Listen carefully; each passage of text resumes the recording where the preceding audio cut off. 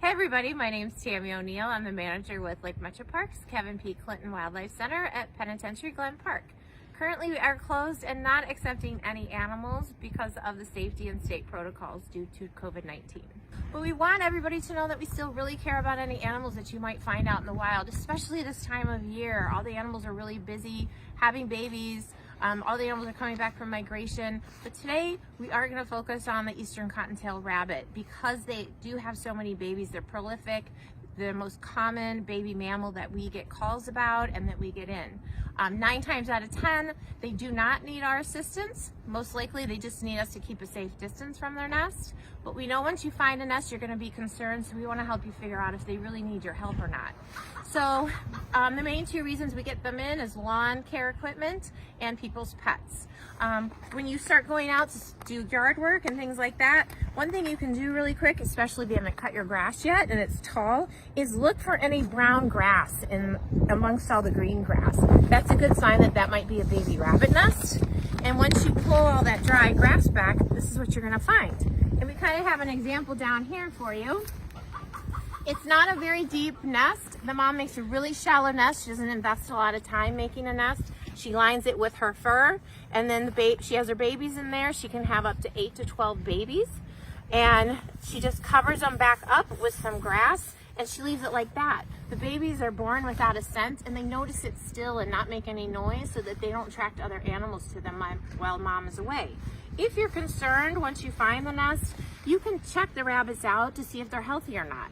A couple things we tell people to look for is once you pick the rabbits up, they should be kind of bouncing around a little bit. We call them little jumping beans, and they should look like they got little fat Buddha bellies a little bit, little plump bellies. If you turn them over on their backs, when they're this size, you can actually see through their skin, and you'll see a little white mark on their belly. That means they're full of milk. Their bellies are on the left side of their body.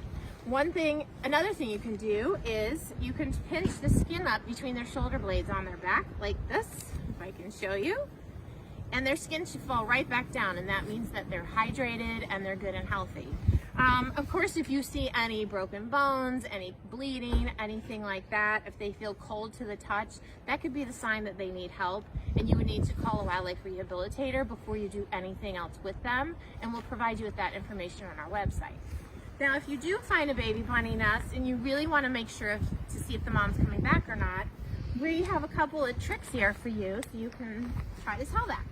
One thing you can do is you can take some string and just make it in little 4 squares like this.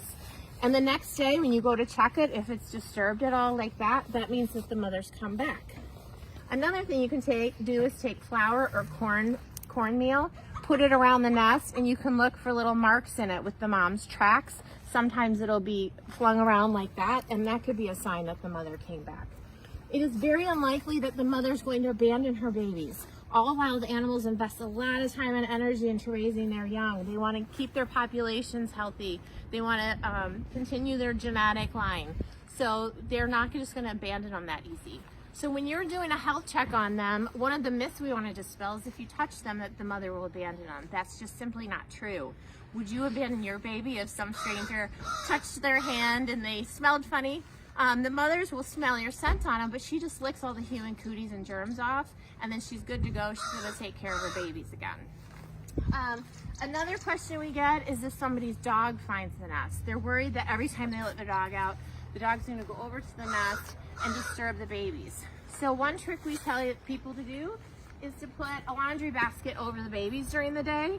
That's because a lot of times it's during the summer months. You want to make sure there's still good airflow going through there. And just leave that on there during the day when you're letting your dogs out. The mother only comes to the nest twice a day. I know that's hard to believe because none of us would just leave our babies for all day long, but that's actually a survival mechanism. You just put a heavy rock on there so your dog can't knock it over easy. And so the mom will come early in the morning, usually before we get out of bed, and then she comes usually around sunset. So after you let your dog out for the last time before you go to bed, take this laundry basket off, and the mom can come back and feed them at night and the next morning, and then you can leave it on here all day long so that the dog doesn't disturb them. And if you have any other questions or concerns, you can go to our website. We have a lot of great information on there about orphan animals.